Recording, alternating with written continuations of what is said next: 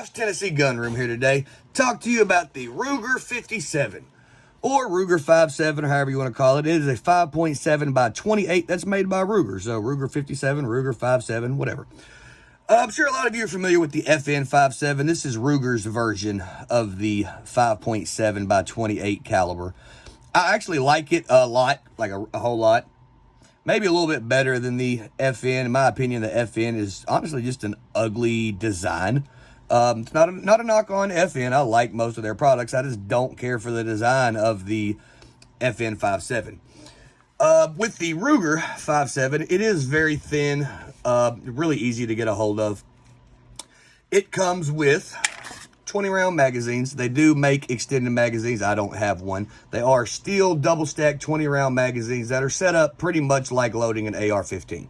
Anybody that's familiar with loading AR platform magazines, pretty much it loads the same way. So you have fiber optic front sights, adjustable rear sights. You do have lightning cuts. It is serrated front and rear. And it is drilled and tapped from the factory for an optic. I bought this one used, and I have a optic plate that the guy I got it from was running a Vortex Viper on it. I rock it in a shoulder holster. So with the shoulder holster, I can't run the red dot. So that's why I don't have the red dot on here. With that being said, I have shot it with the red dot on there, and it worked great. No problems at all. But yeah, fiber optic front sights, like I said, adjustable rear sights. It is a 5-inch barrel. I think they actually call it 4.94, 4.95 or something like that. But it's a 5-inch barrel. Overall length end to end is 8.65 inches end to end. So it is a large gun. The only thing that I really have to say bad about it is the safety. I have small hands. If you're a guy that has smaller hands, you have to adjust your grip to hit that safety. I can't hit it from here. I have to adjust my grip. It's not much. It's just enough to be annoying. It does have 1911 style ambidextrous safeties on it. I don't necessarily run safeties, worry about safeties, but if you're a person that likes safeties on your gun, it does have them. MSRP on this gun is going to run you about $900. You can get them used for, I'm sure, a little bit less than that. But if you're buying it, from the gun store, you're pretty much looking around the $900 price point on it. It's actually not a polymer frame. It is actually a glass-filled nylon frame. So, I mean, it's a fancy way to say polymer. I guess it feels like polymer, but it is glass-filled nylon. The barrel is alloyed steel, and it is black nitride coated. The slide is alloyed steel with black oxidide coating. You're looking at about 25 ounces, 24 and a half, 25 ounces on a weight overall on it. So, I mean, it's not a light gun by any means, especially for something with a 20-round capacity magazine. If you've never shot one of these, they are really loud. Because, I mean, anything that's running this high of a pressure, it's going to be loud. But it is practically no recoil, and it is extremely flat shooting around. With that being said, I haven't actually tried to shoot out at long distance with this gun. Everything says you can, and I see no reason why you can't. I probably haven't shot out farther than 50 yards with this gun, if I'm being completely honest about it. But, I mean, it's a tag driver at 50 yards. Like I said, I haven't really shot out any farther than that. I will show you, I guess I should have done this beforehand, but we all are clear. I am going to show you how to take the gun apart, break it down for a field strip, because it is a little bit different than if you're used to a Glock or stuff like that. But it is very simple.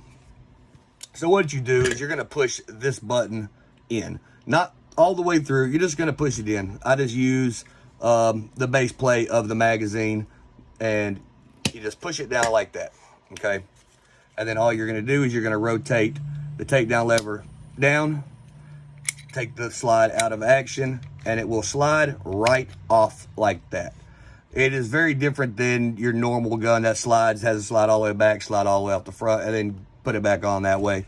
It is very different in that aspect. It just comes right off the top. And then to put it back on, you don't start at the front like you would with a normal gun. You have little grooves in your gun, and pretty much you just line those grooves up, and everything goes right back into place. I've seen people say you got to slide it all the way to the rear to put it back up. It's not true. I like to grab it like this, and all you're doing is taking it out of battery, pushing that right back up, slam it right back down into place, and that is it. You are right back into battery, ready to go. So I'll show you that one more time. Push this down, just like that. Flip it down on the other side, take it out of battery, and it'll come right out. Put it back together, you line your grooves up, just slide it down in there, and then, like I said, just push it back, take it out of battery again, right back up into place, and back down, and you're ready to go again. And for your safety, you can swap the magazine release to the other side if you are a left-handed shooter. I haven't done it, but they do say you can do it if you are a left-handed shooter. But I mean, everything on the gun functions perfectly. I do have a magazine here I will show you, just in case you're not familiar with AR style mags.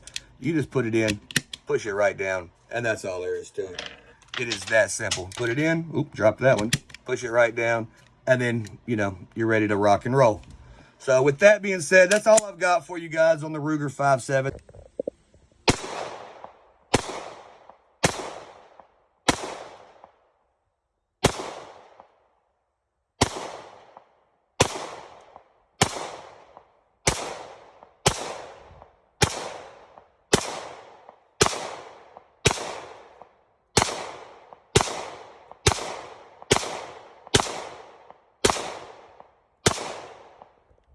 Alright guys, if you liked the video, then hit the like button, leave a comment, tell your friends, most importantly, smash that subscribe button. See y'all next time. This is Josh with Tennessee Gun Room.